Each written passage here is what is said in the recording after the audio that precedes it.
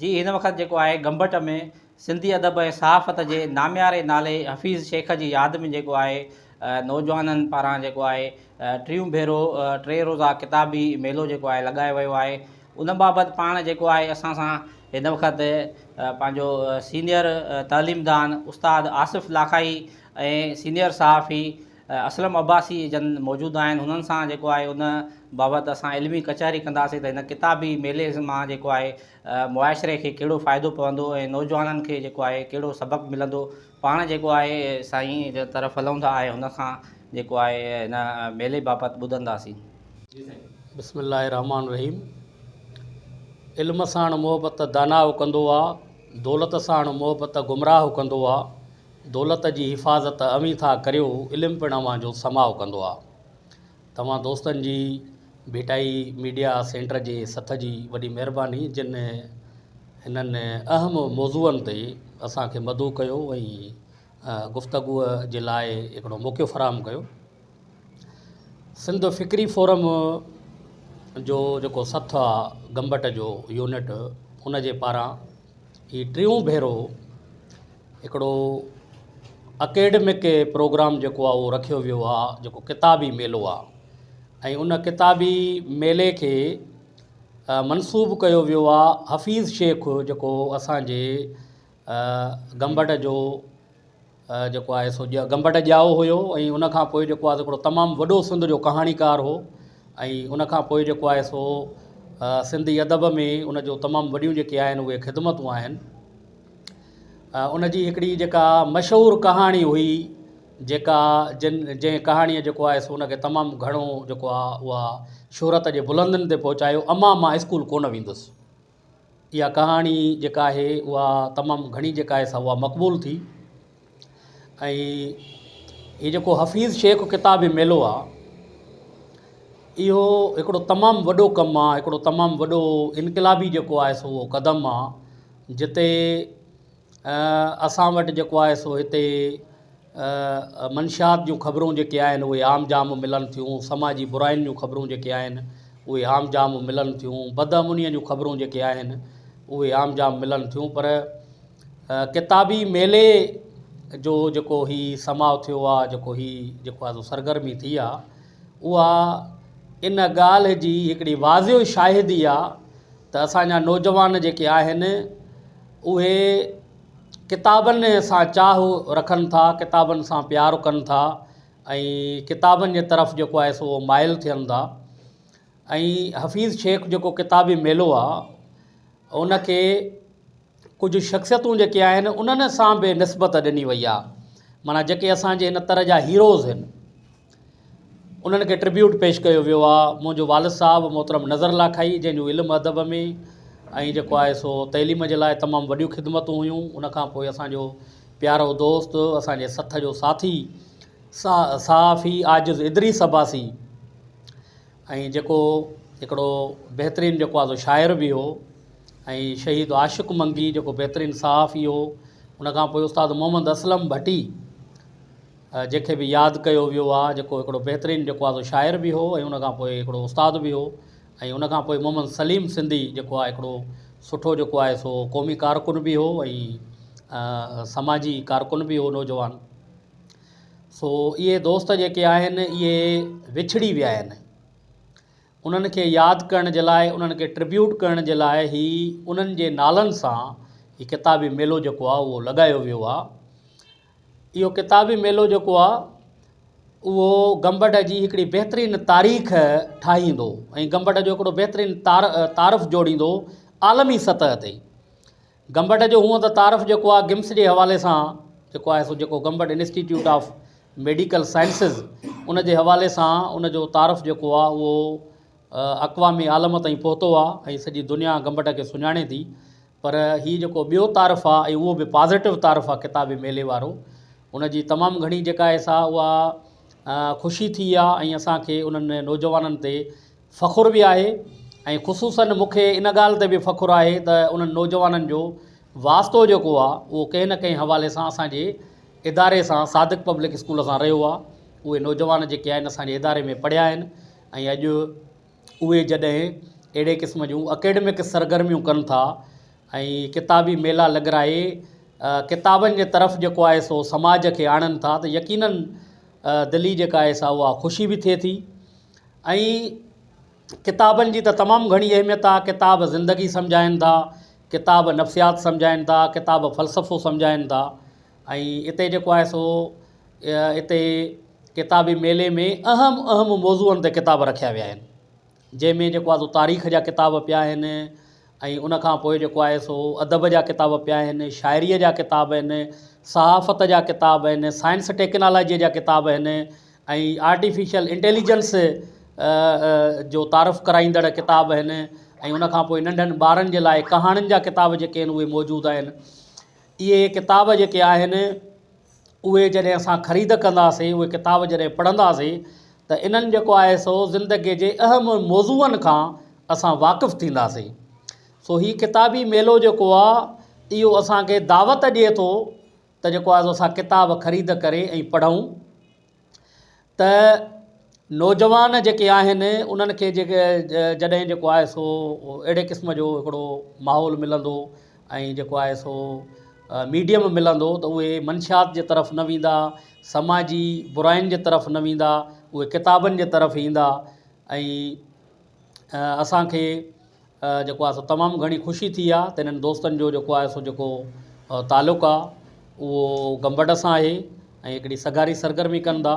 ॿियो वरी इहो आहे त हिन दफ़े जेको हीउ टियों हिननि जो जेको आहे सो जेको प्रोग्राम आहे 3 रोज़ा, इन में हिकिड़ो वॾो इनक़िलाबी जेको क़दम उन्हनि खयों आहे, त इन्हनि मुख़्तलिफ़ अहम मौज़ूअनि ते सेशन्स रखिया आहिनि, जंहिंमें साइंस टेक्नोलॉजीअ ते अॼु जीअं जेको आहे सो सेशन हुयो, जेको आहे सो साईं GM सैद जे सालगिरह जो ॾिहाड़ो बि आहे अॼु 17 जनवरी। सो उन हवाले सां उनजो हिकिड़ो मायानाज़ किताबु आहे पैगाम लतीफ़, उन जे हवाले सां जेको आहे सो माना वेहक थी, जेका बि तमामु घणी मुस्तफ़ीज़ हुई, जंहिंमें जेको आहे सो दोस्तनि तमामु सुठा जेके आहिनि उहे तबसरा कया ऐं वेठल सामाईन खे जेको आहे सो हिकिड़ो इल्मी हवाले सां फ़िक्री हवाले सां पैगाम लतीफ़ किताब जी अहमियत जेको आहे उन्हनि सम्झाई। ऐं उन्हनि इहो सम्झायो त जेको आहे सो लतीफ़ साईं जेको आहे सो केॾो वॾो मुफ़क़िर हो, केॾो वॾो ॾाओ हो, केॾो वॾो जेको आहे सो हिकिड़ो सियासत जे इल्म जो जेको आहे सो माहिर हो।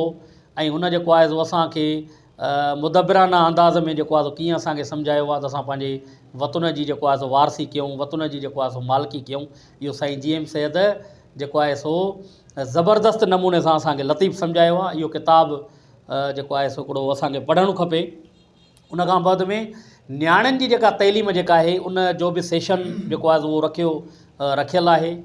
यकीननि जेको आहे सो असांजे हिन समाज में न्याणियुनि जी तइलीम जेका आहे उहा तमामु घणी अहम आहे। असां वटि तव्हां ॾिसो त जेको आहे सो तोड़े जो असां साइंस टेक्नोलॉजीअ जे दौर में रहूं था, तोड़े जो असां 21वीं सदीअ जी ॻाल्हि कयूं था, पर अॼु बि असांजे ॿहिराड़ियुनि में माण्हू जेके आहिनि उहे न्याणियुनि खे कोन था पढ़ाइनि। उन्हनि खे जेको आहे सो 5 दर्जा पढ़ाई, 8 दर्जा पढ़ाई ऐं जेको आहे सो उन्हनि खे घर में विहारे छॾनि था, जॾहिं त पूरी दुनिया जो ॿियनि क़ौमुनि जो जेको आहे सो पंहिंजे क़ौम सां हिकिड़ो तक़ाबुली जाइज़ो वठंदासीं त ॿियूं क़ौमूं उहे औरतुनि खे, न्याणियुनि खे जेको आहे सो मुआशी हवाले सां पंहिंजे पेरनि ते बीहारनि थियूं।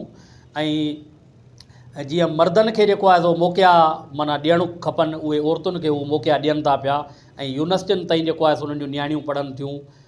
त असां वटि बि तब्दीली ज़रूरु आई आहे, उहो जेको आहे सो माना ग्लोबल विलेज खे नज़र में रखी करे माण्हू हाणे पाण न्याणियुनि खे पढ़ाइनि था, पर जेको आहे सो जेको शऊर जेको आहे उहो वधि में वधि हुजणु खपे त न्याणियुनि जे तइलीम ते वधि में वधि ध्यानु ॾियणु खपे। त जीअं छो त कंहिं ॾाहे जो कौल आहे त जेकॾहिं मर्द पढ़ियो त हिकु फ़र्दु पढ़ियो, ऐं जॾहिं जेको आहे सो न्याणी पढ़ी त जेको आहे हिकिड़ो पूरो जेको आहे कुटुंब ऐं पूरो जेको आहे ख़ानदान पढ़ियो। इन जे करे इन न्याणियुनि जे जेको आहे सो तइलीम जे हवाले सां बहैसियत तइलीमदान जे ऐं जेको आहे सो सॼी सिंधी क़ौम खे इहा अपील कंदुमि त न्याणियुनि जे तइलीम ते वधि में वधि तवजो ॾियो। ऐं जंहिं नज़रिए सां, जंहिं सोच सां, जंहिं दिलचस्पीअ सां पंहिंजे पुटनि खे जेको आहे स्कूल मोकिलियो था, ईअं जेको आहे सो न्याणियुनि खे बि स्कूल मोकिलियो। ऐं पंहिंजे ॻोठनि जा जेके बि स्कूल आहिनि, सरकारी स्कूल, तोड़े निजी स्कूल, उन्हनि जी वारसी कयो। छो त जेसीं ताईं असां इन्हनि स्कूलनि जी वारसी न कंदासीं, इहे स्कूल जेके आहिनि इहे ज़बून थींदा वेंदा, उते उस्ताद जेके आहिनि उहे जेको आहे सो दिलचस्पीअ सां कोन पढ़ाईंदा। चेक बैलेंस जेको आहे उहो असां ॻोठाणनि खे उते जेको आहे सो रखिणो आहे ऐं बाशऊर माण्हुनि खे जेको आहे सो रखिणो आहे। ऐं उनखां बाद में हीअ जेको आहे सो ॿियो जेको सेशन आहे आख़िरी जेको आहे सो जेको हुननि रखियो आहे, त इहे जेके बि असांजे हिन तरह जा हीरोज़ जेके बि आहिनि, जंहिंमें नज़र लाखाई आहे, जंहिंमें आजिज़ इदरीस आहे, जंहिंमें जेको आहे सो माना असांजो असलम भट्टी साहिबु आहे, आशिक़ मंगी आहे, सलीम सिंधी आहे, इन्हनि खे जेको आहे सो इन्हनि जो सॼो ज़िंदगीअ जो खाको जेको आहे उहो पेश कयो वेंदो ऐं इन्हनि जी तहक़ीक़ाती जेको आहे सो तारफ़ करायो वेंदो। उन जे लाइ मुख़्तलिफ़ जेको आहे सो अदीबनि खे ऐं मुख़्तलिफ़ जेको आहे सो मुहक़क़नि खे उन्हनि जी जेको आहे सो माना इहा जेको आहे सो माना ॾिनी वई आहे जेको आहे सो माना इहा ज़िम्मेवारी, त उहे जेको आहे सो सुभाणे इन्हनि जेको आहे सो शख़्सियतुनि खे भेटा पेश कंदा ऐं उहे भेटाऊं जेके आहिनि असांजे ईंदड़ नसुलनि जे लाइ बि कारआमद साबित थींदियूं, त असांजा ईंदड़ नसुल जेके आहिनि उहे बि इन्हनि शख़्सियतुनि खां वाक़ुफ़ु थींदा। त उहे बि जेकॾहिं नज़र लाखाईअ ते, आजिज़ इदरीस ते, असलम भट्टीअ ते, या जेको आहे सो उन ते शहीद आशिक़ मंगीअ ते या सलीम सिंधीअ ते का जेको आहे सो थीसिस लिखंदा या जेको आहे उनजी बायोग्राफी लिखंदा, त सुभाणे वारो सेशन जेको आहे उहो उन्हनि जे लाइ जेको आहे सो तमामु घणो जेको आहे सो मुस्तफ़ीज़ थींदो। ऐं किताबी मेलनि जी जेका अहमियत आहे उनखां को बि इनकार कोन्हे को, ऐं असां चाहियूं था त जेको आहे सो इहे हर ॻोठ में हर इलाइक़े में जेके आहिनि उहे माना जेको आहे सो लॻणु खपनि। ऐं सहाफ़ी बिरादरी जेका हितां जी असांजी आहे उन्हनि सभिनी खे ऐं जेको आहे सो इहा पंहिंजे सोशल मीडिया जे अकाउंट जे ज़रिए बि अपील करे चुको आहियां। अॼु वरी बि हिकिड़ो दफ़ो उन्हनि खे निमाणी गुज़ारिश थो कयां त उहे जेको आहे सो टाइम कढी अचनि ऐं हिन किताबी मेले जूं स्टोरियूं ठाहिनि, उन जा पैकेज ठाहिनि, त इहो असांजो गंबट जो जेको तारफ़ आहे इहो दुनिया ते हिकिड़ो पॉज़िटिव तारफ़ वेंदो। ऐं ॿिया माण्हू जेके आहिनि, ॿियनि इलाइक़नि जा माण्हू जेके आहिनि उहे गंबट जो नालो खणंदा त गंबट जेको आहे उहो बाशऊर माण्हुनि जो शहरु आहे। गंबट जेको आहे उहो अदीबनि जो, आलमनि जो ऐं किताबनि सां चाह ऐं किताबनि सां प्यारु कंदड़ नौजवाननि जो जेको आहे सो शहरु आहे। ऐं पंहिंजनि शागिर्दनि खे, पंहिंजनि शागिर्दियाणनि खे इन किताबी मेले में वठी अचूं ऐं साफ़ आहिनि त इहा हिकिड़ी ज़िम्मेवारी जेका आहे सा इहा आइद थिए थी त उहे जेको आहे सो टाइम कढी ऐं इहे पैकेज ठाहिनि, स्टोरियूं ठाहिनि। इहा बि इन किताबी मेले सां उन्हनि जी जेको आहे मोहबत जो इज़हार हूंदो ऐं पंहिंजे शहर सां बि उन्हनि जे इश्क जो जेको आहे सो मां इज़हार सम्झंदुमि त उहे बि पंहिंजे जेको आहे सो इन सां शहर सां मोहबत कनि था।